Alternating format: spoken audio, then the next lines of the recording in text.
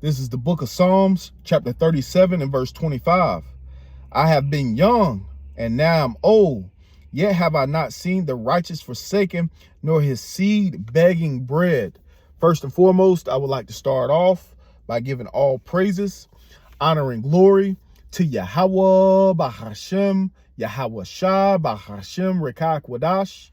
I would like to give double honors to the head apostles and elders of Great Millstone, the true leaders of Israel to this day, who taught me this truth. And I would like to say shalom to all the Akim and Akwaf that's believing on this truth and that's seeking their salvation at the hands of Yahawah and his only begotten son, Yahawashi. I would like to say shalom.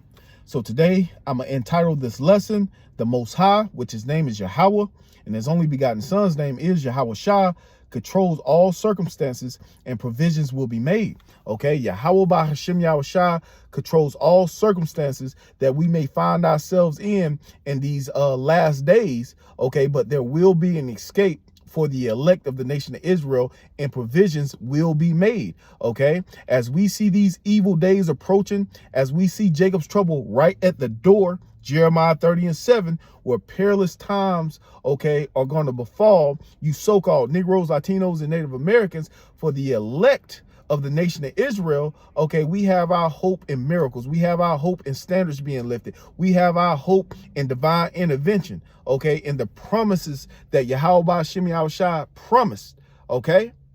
So as we see, things getting ready to get chaotic in the earth, we truly have to understand that this is all being controlled and orchestrated, okay, by Yahawah Shem Yahawashi. Okay, just as when the nation of Israel was leaving ancient Egypt, okay, they had provisions, okay.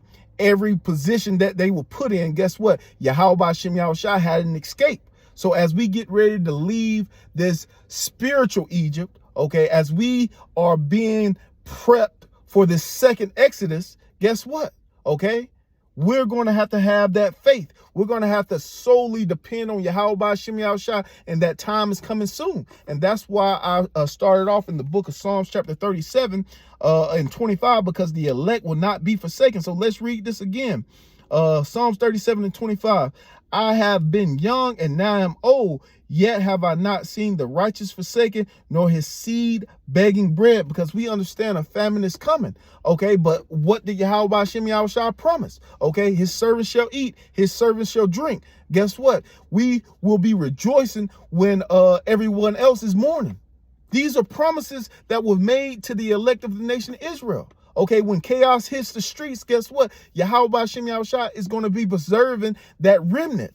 All right, let's read verse 26. He is ever merciful and lendeth, and his seed is blessed. Depart from evil and do good, dwell forevermore. And that's what the hopeful elect have done in these last days. Departed from evil. That's why we have made ourselves a prey to this current society. Okay, verse 28. For the Lord loveth judgment, and forsaketh not the saints. Okay, we will not be forsaken in these latter days. Yahawah Shem Yahawashi did not wake us up, bring us into this true understanding, give us faith to leave us astray. Okay, for the Lord loveth judgment, and forsaketh not the saints. They are preserved forever, but the seed of the wicked shall be cut off. And that's what we're getting ready to see. The wicked is getting ready to be cut off. Yahawah Shem Yahawashi is about to preserve the elect. Of course, we're going to suffer straight things as we walk through the straight gate, but we're looking for the wide, okay? And that's why we have our hope in spiritual powers being lifted up. That's why we have our hope in divine intervention. That's why we have our hope in miracles, okay? It's written about, and I'm going to go into two accounts, okay? And the first account is in 1 Kings 16.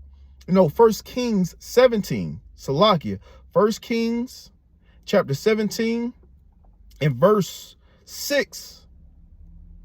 Okay, and this is speaking about Elijah. All right, this is 1 Kings 17 and 6. And ravens brought him bread and flesh in the morning, and bread and flesh in the evening, and he drank of a brook. Okay, so Yahawah Shem Yahawashi puts the spirit on these ravens, okay, to bring victuals to Elijah in the morning and in the afternoon, okay, preserving them, right? Continuing on, Verse 7, and it came to pass after a while that the brook dried up because there had been no rain in the land. And the word of the Lord came unto him, saying, Arise and get thee to Zarephath, which belongeth to Zidon, and dwell there. Behold, I have commanded a widow woman there to sustain thee. And let's go into that word sustain. All right. Yahawashi said he commanded a widow woman in that land to sustain Elijah. So let's get that word sustain. Strong's H3557. Cool. That's the pronunciation in the Hebrew. Okay, and the definition is to seize, contain, measure. Okay, to measure, to sustain, maintain, contain, to sustain, support, nourish. Okay, so he sent him to a widow woman to support and nourish him during the time of famine, during the time of drought. And guess what? You know, that was just Yahawashi creating divine intervention for Elijah. Because listen to what the widow said. Listen to this. This is 1 Kings 17 and 8 again. And it says, and the word of the Lord came unto him, saying, Arise ye and get thee to Zarephath, which belongs to Zidon, and dwell there. Behold, I have commanded a widow woman to sustain thee. So he arose and went to Zarephath, and when he came to the gate of the city, behold, a widow woman was there gathering sticks, and he called to her and said, Fetch me, I pray thee, a little water in a vessel that I may drink. Verse 11. And as she was going to fetch it, he called unto her and said, Bring me, I pray thee, a morsel of bread in thine hand. And she said, As the Lord thy power liveth, I have not a cake, but an handful of meal and a barrel, and a little oil in a cruse. And behold, I'm gathering 2 sticks that I may go and dress it for me and my son, that we may eat it and die. All right. So the widow woman that Elijah just rolled up on, she said she ain't have no food. But why did Yahawashi send him there? Because he's about to work a miracle. And like I said, as we enter into these last days, we have to have our faith in the miracles that Yahawashi is getting ready to present to the elect. All right, verse 13. And Elijah said unto her, Fear not. Okay, and that's the same thing we have to have in our mind. Okay, when things look bleak, we cannot fear. Okay, fear not, and go do as thou hast said. But make me therefore a little cake first, and bring it to me, and after make for thee and for thy son. For thus saith the Lord, power of Israel, the barrel of meal shall not waste, neither shall the cruse of oil fail until the day the Lord sendeth rain upon the earth. So Elijah said the meal ain't gonna fail, the oil ain't gonna fail until Yahawashi bring rain upon the earth.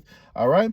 And she went and did according as the saying of Elijah, and he and her house did eat for many days, and the barrel of meal wasted not, neither did the cruse of oil fail, according to the word of the Lord which he spake by Elijah. Okay, so that was a miracle. All right. That was a miracle. Let's get one more account.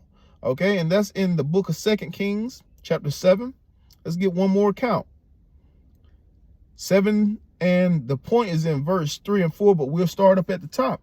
And Elisha said, Hear ye the word of the Lord. Thus saith the Lord, tomorrow about this time shall the measure of fine flour be sold for a shekel, and 2 measures of barley for a shekel in the gates of Samaria.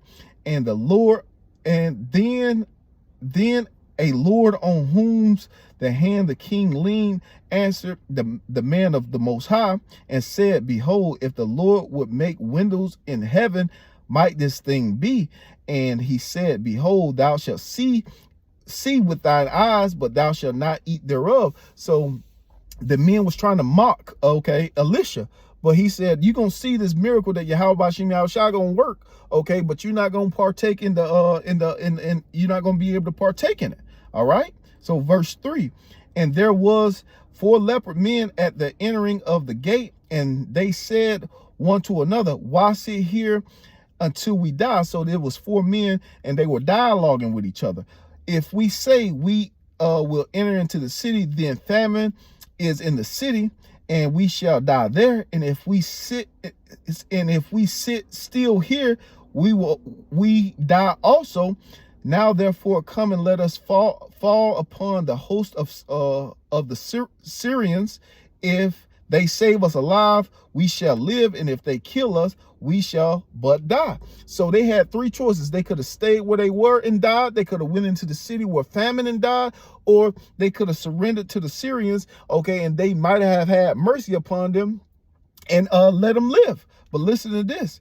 And they rose up in the twilight to go unto the camp of the Syrians, and when they were come to the uttermost parts of the camp of Syria, behold, there was no man there. Okay, for the Lord, okay, this is what Yahawashi did. For the Lord had made the host of the Syrians to hear noises of chariots and noises of horsemen, even the noises of great hosts.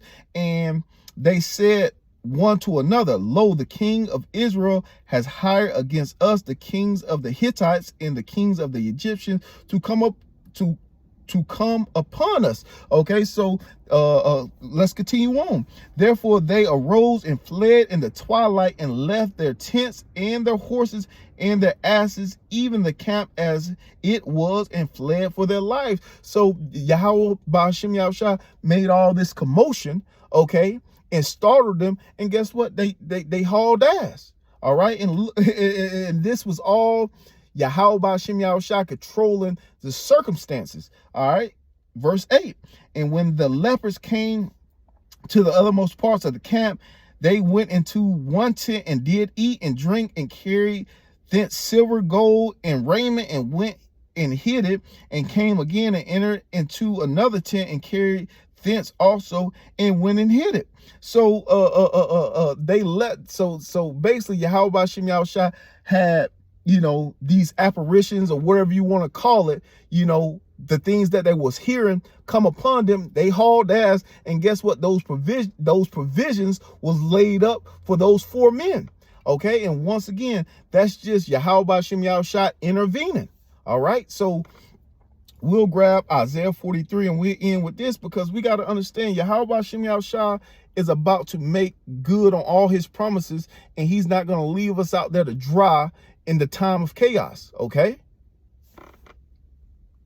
Isaiah 43, and it reads, but now this saith the Lord that created thee, O Jacob, and he that formed thee, O Israel, fear not, for I have redeemed thee. I have called thee by thy name. Thou art mine. When thou passest through the water, I will be with thee, and through the rivers thou shalt not overflow thee. When thou walkest through the fire, thou shalt not be burnt, neither shall the flame be kindled upon thee. So we got to understand, no matter what we go through, our trials, tribulations, the things we're about to the things that's about to come upon us during the time of Jacob's trouble, we got to understand that Yahawashi is with us.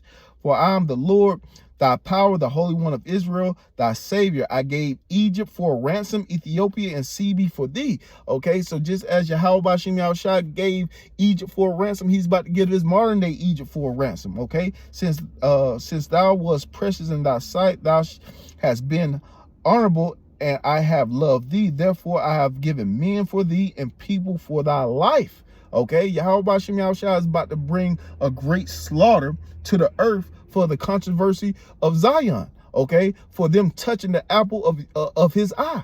All right, he's about to bring judgment on the earth, okay, because of how they have treated the nation of Israel. Okay, so for the hopeful elect, we have to have that in our mind. All right, Yahawashi is with us. He's for our behalf, not everyone else. Okay, verse 5, fear not, for I am with thee. I will bring thy seed from the east and gather thee from the west. I will say to the north, give up, and to the south, keep not back. Bring my sons from afar and my daughters from the ends of the earth. Okay, and that's what's getting ready to happen. So the circumstances that we're about to be put in, just know that these are the circumstances that Yahawashi has created, and for the hopeful elect, we have an escape. Okay, and provisions will be made for us in the time of chaos, in the time of drought, in the time of famine. Things are going to be laid out. Once again, we're going to suffer straight things, but that's just to try us. So at the end of the day, continue to keep the faith. So with that, I'm going to give all praises, honor, and glory to Yahawah, Bahashem, Yahawashi, Bahashem, Rekakwadash, double honors to the head apostles and elders. Shalom to all the Akim and Atwaf. Shalom.